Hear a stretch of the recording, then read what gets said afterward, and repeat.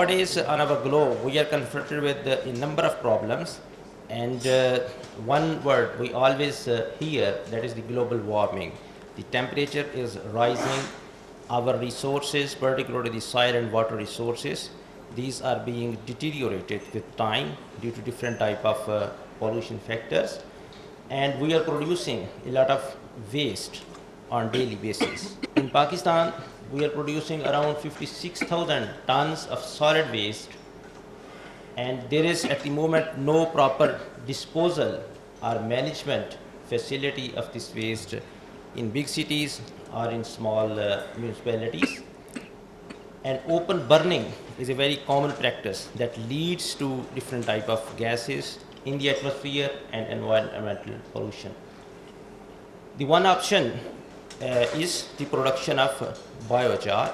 In this process, which is simply a process of pyrolysis, we can use all type of organic material, including the farm waste, the city waste, and other organic material, and that material is actually processed in the process of pyrolysis, and at the end we get the material which can be used as a carbon fertilizer, and on the way we also get different like biofuel and biogas which can also be used. So we actually are going to develop the carbon fertilizer for the soils, particularly for the soils which are degraded soils, and by adding that carbon we can actually improve the health of the soil, the physical health of the soil.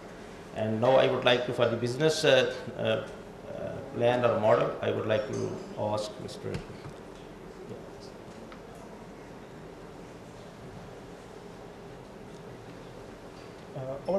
Our business model depends upon the mutual cooperation between us and the farmers. Farmers are our supplier and also they are our consumers. Farmers are providing us with the raw material, that's the agriculture waste, and we are providing them with the charcoal, which is a type of fertilizer. So our business model depends on mutual trade with the farmers, then the development of a medium-sized processing unit. We are also working on the portable plants which are small in size, and also the customized pyroform has a potential for the intellectual property application. We will provide the technical and advisory services, and we have a plan to distribute the charcoal and the small plants through the pesticide shops in the villages. Currently, we will work only on the biochar.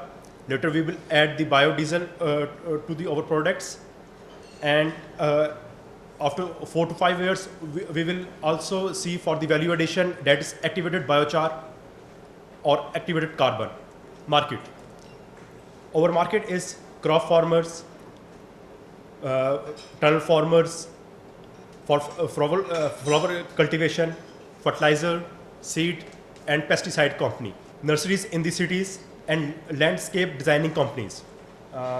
This is some of the data which we use.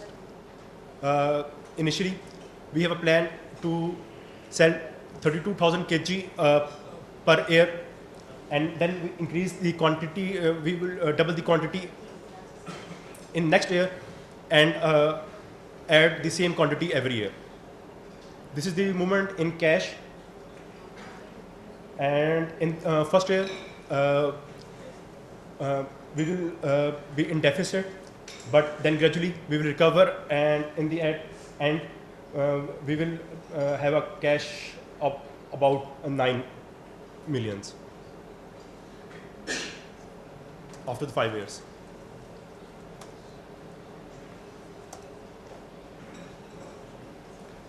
I'm Fahad Rasool. I would like to elaborate some of the basic functions and applications where it can be used, why we should use biochar, or why the customer should choose to buy, because it has many applications. As you can see in the slide that it is sequestering carbon dioxide. There is a great potential for earning the carbon credit which is a developing market for carbon, which is led by World Bank is also giving the carbon credit, United Nations framework on climate change, and it is neutralizing the pH. We have 6.6 million acres of land which is marginal land in Pakistan, so that can be recovered by the use of biochar. It can improve the yield, it improves the water retention, the water holding capacity of the soil, it enhances soil biodiversity, it increases the microbial activity, it accelerates the composting while reducing associated odors, no smell. Seed germination will be enhanced, so ultimately it will reflect more yield and the farmer's livelihood will increase. The packages we will be using, you can see here, this type of packages for fertilizer packing, and we have seen very distinctive results as compared to the competitive products that can be compost or any sort of biofertilizer. So there could be cascading use. The people can use it 9 times and they will be paying for 1 time only. It can be used through the livestock chain. It can be used as litter additive. It can be used in liquid manure, directly spread it to the soil, and in many ways it can help out. And we have already established a biochar initiative, and we are working with different people in the research already.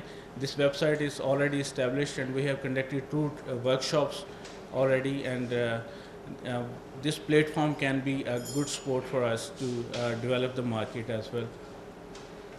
The value can be realistic as we add value to the product, which is our plan. In the later years we will be adding inoculation in that, and that will add value to that. And there are various uses. This Happy Tummy charcoal in UK, this product they are using for equine uses. It is helping to maintain or improve the digestive system. So the same type of product can be sold in 1,000 pound, and the same quantity of product can be sold in 48,000, and it has also medical uses. In small quantity it is being used in homeopathic capsules. So if we are adding the same quantity 1 ton, then the value can go in millions. So will be over the time we'll be doing value addition in that. And the value addition examples here, the Bragg's original, the charcoal biscuits are there. It is using 5% of the charcoal in that. The Burger King is a famous name. They are using charcoal burgers. Happy Tummy, and it is also being used in shampoos for improving the health of the hair. That's all.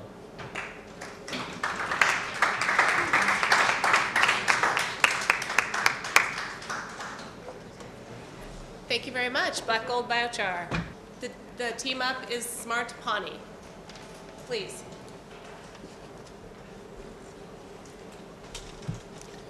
Bismillahirrahmanirrahim. Assalamu alaikum everyone.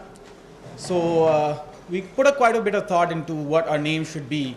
We're basically a smart service, and Pani is basically water in Urdu. So I'll tell you a little bit about what we're going to do with the pitch today. I'll try and explain the problem. Since this is a development workshop for the bottom 70%, so we chose a topic that correlates to the bottom 70% of the population in Pakistan. Then I'll introduce my team, our skills, our strengths, and what we're planning to do. Then I'll introduce our solution, our business model. I'll take you through the different technologies and the different areas where we're trying to fuse the R&D with the business model. And then we have an execution plan and the financial summary, and we can go over that in detail in the question and answer session. So basically, this is the problem. Right now in Pakistan, 140 million people don't have access to clean drinking water. And this results in about deaths of about 250,000 children below the age of 5 years old. The child mortality rate is at 11%. This is pretty close to a lot of African countries, probably even worse. And in addition to that, what it also does is that this problem actually generates a lot of burden on our hospital system, on our healthcare system. And these diseases that are waterborne diseases, they account for approximately 40 to 50% of all the diseases that are diagnosed within Pakistan. And according to the World Health Organization, Pakistan is actually declining in the access that we provide, in the number of people that we actually provide clean drinking water to. So actually that number is increasing. So the problem is actually getting bigger. So here are some current responses to the problem. You can see that in the urban sectors, there's actually water filtration plants. About half of them actually don't work, or either because of being inoperational due to lack of maintenance, or because of issues with suspect quality of the water itself. And on the other hand, when we have floods and other emergency disaster relief situations, you don't have a proper response mechanism here. So as you can see, if there was a flood in Sindh, and you need a lot of water to be delivered to that specific region immediately because they've run out of clean water. So here's a little bit about our team. I'll introduce my team bit by bit. First, we have Anam Imtiaz. She's part of our R&D group. She's actually won the GIST competition in this particular field, and she's working on nanoparticles and membrane filtration technology. And then we have Dr. Zafar Mahmood. He's the head of our R&D department. He's got a PhD from Australia, and he's got 3 patents to his name. They'll be developing what we're going to call our R&D side of the company. Then we have Dr. Sadaf Zaidi. She's actually the head of department at the Ataur Rahman School of Applied Biosciences.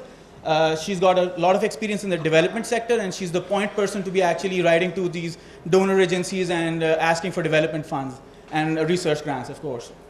Then we have Dr. Hajra Sadia. She's done our financials and our operations, and she'll be in charge of procurement and day-to-day operations. Then I'm taking care of the engineering side. My company's actually developed a mobile platform for a machine-to-machine platform that's going to be actually implementing real-time monitoring on our systems so that we can improve our efficiency and actually monitor our progress as we go along. Then we have Ms. Nabila, who's actually in charge of QA/QC, and Asma Chishti, she's doing marketing and sales, and Ms. Afza Asif, she's doing business development. And she'll be she has experience working in the development sector as well. So here are some targets that we actually look to get with these skill set. First, we thought we should actually go for a price point that's actually affordable. So where our technology is actually going to give us an output of about 1 to 2 cents per liter cost of pure and clean drinking water. It has to be affordable.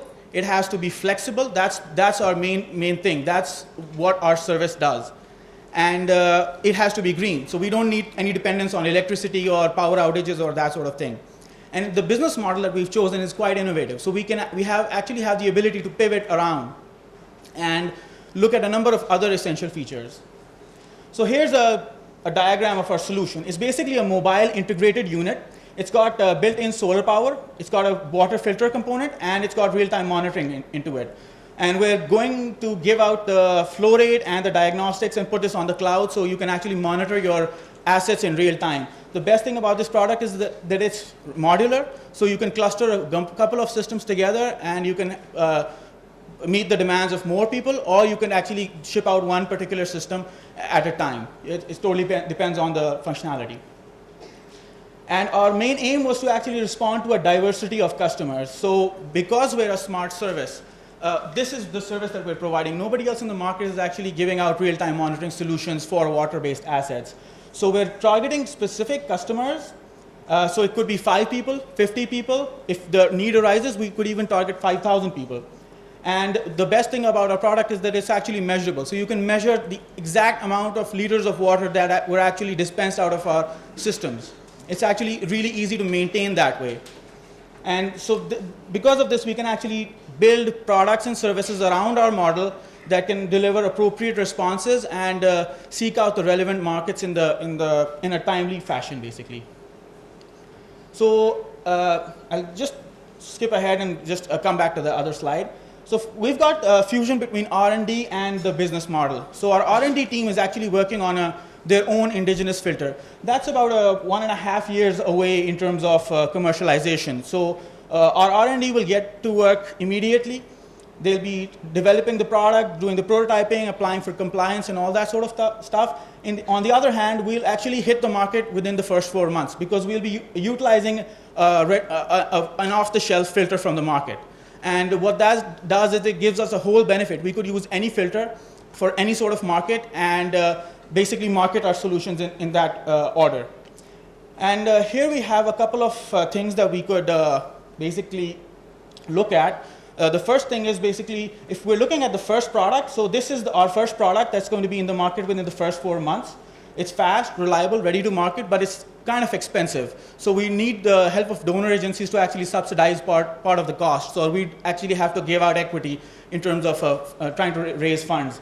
The other version that our R&D team is working on will come in at year 1.5, and it will actually provide a big boost to our sales and our profits and all that sort of things. The smart service comes with all of our devices. So the mobile integrated units that you saw, if you actually bought one, this could potentially become a big thing for a lot of people and create a lot of employment opportunities, as I'll tell you a little bit later. So who do we go to first? We feel that Acumen is somebody that we can actually target first right away, because they've actually got a company called Pharmagen that was presented on the first day.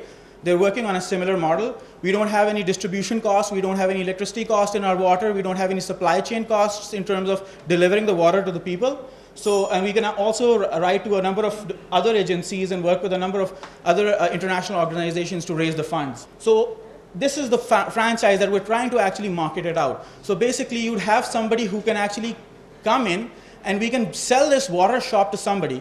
They could, half of the price would initially be paid by the donor agencies or USAID or some other way of finance. And the other half will actually be taken care of by the person themselves. They can go out and take a loan, and the unit cost would be $4,000. So they could take out a loan for $2,000, half the amount, and buy this product. They need to sell about 100,000 liters of water, and that's it. They break even after that. After that, they're their own self-profitable business, and what our role will be to sell the technology and to sell the support and service with the real-time monitoring. So in other use could be they could have do value addition to their product. They could actually mix Gatorade or have advertising space. There's a whole bunch of possibilities that could actually go into trying to figure out what the model would actually look like. The best part is that we're flexible at this point. So if we see at the end of year 1.5, where we're already in the market with another filter, once we introduce our own product, we'll have a pretty good idea of exactly what the market dynamics are, and that will allow us to pivot in a successful direction. So here are some of the things that are related to the marketing strategy. We're probably going to go for a PR campaign that's cheap, low cost, and we'll ask the media, social media, the news channels to actually come and help us promote awareness about this campaign. And we could have branded cherry cans, so it's completely flexible. Maybe if the person comes with their own canister of water, they can get it for half the price. And that model will be developed within our franchising system. Thank you very much. Sorry. Thank you, Smart Penny. Round of applause, please. Thanks so much. Wastewater Wealth, or W cubed. Please. Thank you so much, sir. I'd like to start this presentation with a question. How many of you guys have seen an image like this in the recent past? Can I have a show of hands, please? Very recently, right? As in, public urination happens to be one of the biggest problems in Pakistan. Our neighbors, India, have come up with a unique solution, which is pretty innovative. I've got to give them that much.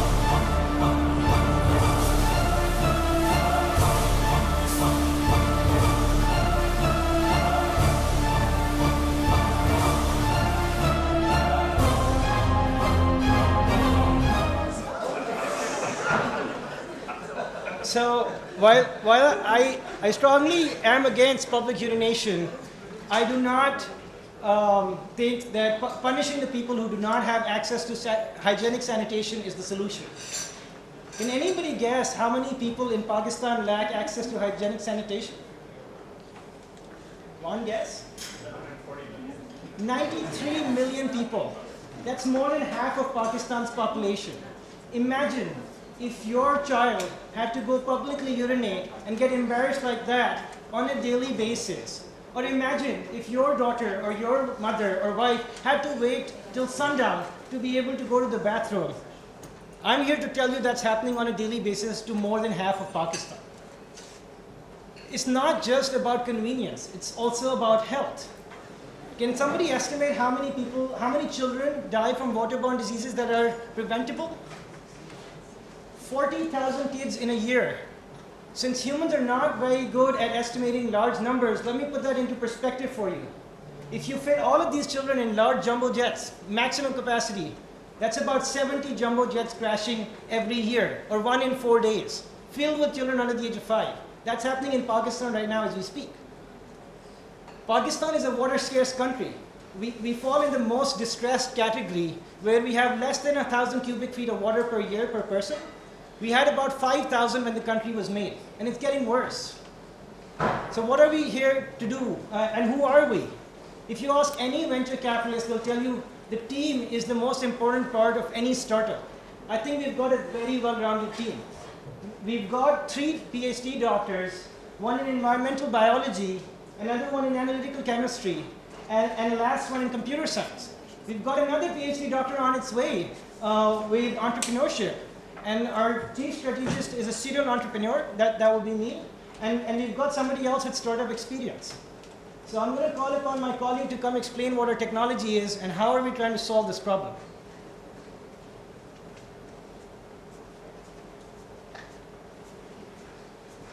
Okay, so we have a better technology than the pissing tanker that you saw. So we are offering a technology that is utilizing wetland wastewater treatment system. And here in this technology, we have the septic tank, and the water will flow to the septic tank to the wetlands. And we have 2-stage wetland system, and then from these wetlands it will go to the filter, and the filter water can be stored into the storage tank. And later on, this water could be used for the purpose of toilets and gardening and some other uses. So we are proposing the pay-per-use toilets based on the wetland wastewater treatment technology. So our unit is like it has you can see here the top view diagram that will be seated here, and this toilet will be at the height of 5 feet. So it will utilize the space of 5 by 5, and then we have here, the septic tank, and the water will go to the here at the tanks, 2 stages, then filter, and here clean water will be stored. And we have a solar system operated pump that will pump this water to the here overhead tank, and this overhead tank will be used to clean the toilets or flush the tanks, etc. So we have better solution for than the pissing tanker. Our technology is locally manufactured, and it is addressing the dire need of people, and it's well designed and it's scalable. We are showing this here the single unit, 1 toilet, but it could be scalable, and the cost could further go down by scaling up using 2 toilets or 3 toilets. So this is our solution, and now I am calling back Mustafa for the business plans.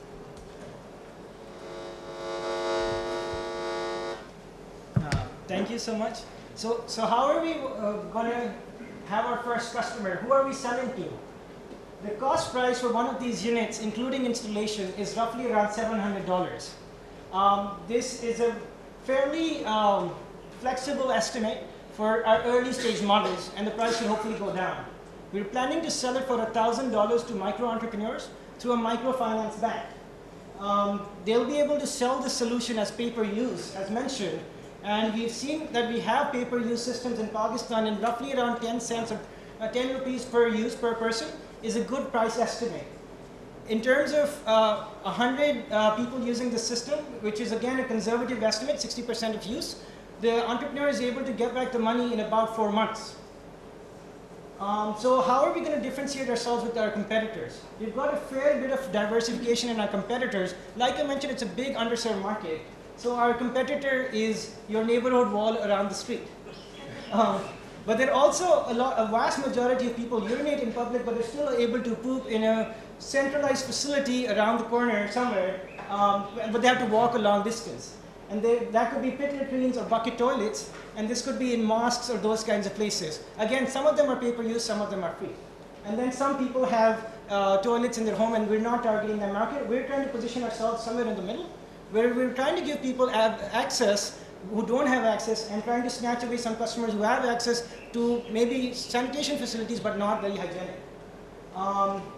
In terms of our go-to-market strategy, we want to start with urban areas because, and especially with Karachi at start, and then we want to move up north towards Lahore and Islamabad. Karachi is Pakistan's biggest metropolitan city with about 20 million people. By the end of next year, more than half of Pakistan will be residing in urban centers. 48% of urban population does not have access to hygienic sanitation facilities. In terms of acquiring our customers, we're going to listen to the market. So we're researchers, and I'm going to talk about how we're going to get our first customer, but I'd like to call upon my colleague to talk about the financials first. Thank you, Mustafa. As you can see on the slide, the startup we required about $6,000, but we are pulling up $10,000. So if you need cash in the future, we can use it. And at the end of the first year, we will be profitable. This is our cash flows, and I will give it back to Mustafa. Thank you. So let me just mention that these cash flows are very, very conservative again. So we're just estimating roughly around 100 of these toilets per year in our first year and onwards. The idea being that we're just trying to test this micro-entrepreneur model and see how this works. So this is what our development plan looks like. Like I mentioned, we're researchers, so we don't just want to research if the prototype actually works. We're going to install 2 of these by the end of this third quarter, but we're also going to install about 5 or 10 of these to test the business model. So we're going to pilot our business model and see if the micro-entrepreneur model works, and if not, we'll pivot. And we're looking forward to multiple revenue streams. Some of them are pitching to donors or NGOs for refugee camps, and we have a lot of internally displaced people in Pakistan. The other model could be to talk to city governments and install them in public places or parks and have a service level agreement. So we've talked about multiple options, but we're trying to show that from our financials, we're even self-sustainable from a very basic micro-entrepreneur model where we're selling 12 per month. So we're not looking for investment right now. We are asking the judges to come on as our board of directors, give us your contacts, help us scale, and we'll talk about equity once we have a demonstrated pilot on the business as well as the technology side that actually works. In terms of our resources, we have citations available, and I'm one of the first people to actually stop before our time ends. So I'm happy to take that. We're happy to take questions.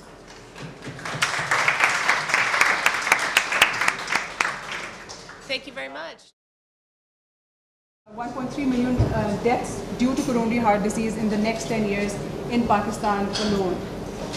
The World Health Organization also ranks Pakistan number 17 in the world in heart disease, and over 15% of the total deaths that occur are caused because of the coronary heart disease, which is the most common form of heart disease.